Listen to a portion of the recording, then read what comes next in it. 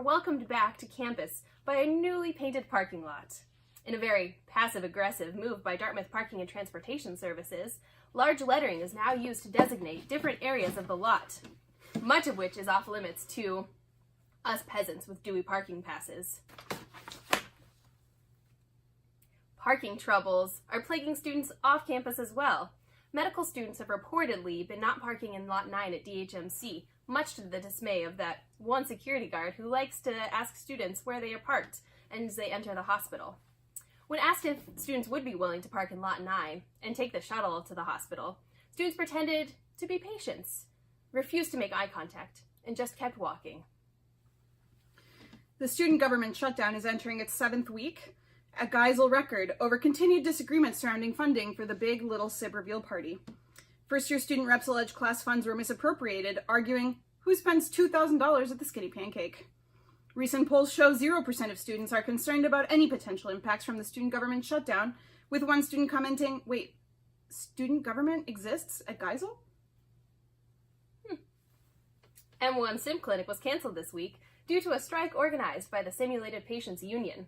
The president of the union said the group is fighting for better working conditions, citing awkward students, cold hands, and cringy sexual histories. Tensions came to a head last month when a student forgot to use hand sanitizer and then asked, "So, are you doing it?" Future Surgeon General and frat king Alex Linquister has been named chair-elect of the AAMC's Organization of Student Representatives. We polled some students to get their thoughts on this. What a fancy man! In other definitely not related news, he has also been named the reigning National Beer Pong King. A celebratory parade is planned for later this month. And now for a brief message from our sponsor, Geisel Wellness. Welcome to Geisel School of Medicine, where we are invested in student wellness. We encourage students to take time for exercise by having them park 1.5 miles away from the hospital.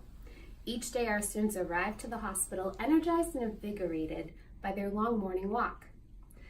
Even when students are at school, we help them get those few extra steps in by blocking off 90 of the closest parking spots. Sometimes to help our students effectively channel their energy to a more productive outlet, we close the elevators for construction and give them classes on the 7th floor of Rumson.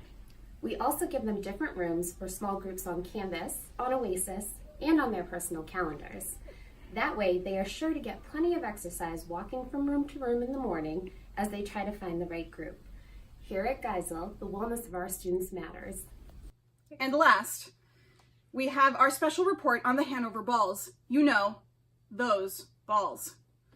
Let's go to Kevin and Alex on the Hanover Bridge as they examine a truly disturbing trend in our community, vandalism on our balls. This is Kevin and Alex reporting from the Hanover Bridge at the site of the ball defacement. Sir, we'd like to ask you your opinion about the defacement of the balls. I didn't realize they'd been defaced. It's pretty outrageous, isn't it? Pretty upsetting. I quite like them. And what do you think about how would you like your balls to be? A little bigger. Bigger? Yeah. Yeah. I mean, they look fine, but they could be bigger. Okay. And would you say they're about all the same size, or one's maybe a little higher up than the other? Definitely the ones further back are a little bit higher. Okay. A little more imposing. Good to know. Good to know.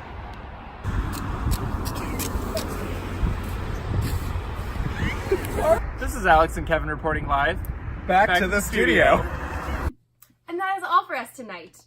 Join us next week for an update on our sports training program to prepare our elite hockey players for their most difficult challenge in medical school, the Specimen Cup.